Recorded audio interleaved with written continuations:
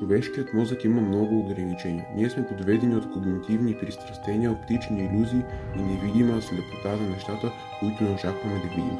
Един въпрос, който винаги е преследвал изследванията на извънземни същества, е дали можем да разпознаем живот, който е толкова различен от този, който срещаме тук на Земята. Учените отдавна ни призовават да очакваме неочакваното, опитвайки се да не позволят на теорията да повлияе твърде силно на това, което считаме за значимо. Животът на други планети може да не оставя същите биологични отпечатъци, като земните организми, а това ги прави трудни за забелязване от нашата гледна точка.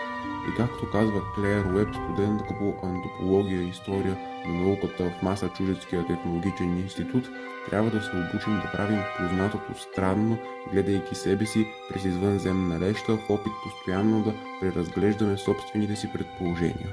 По този начин бихме могли да разберем по-добре себе си и пред очите на друг.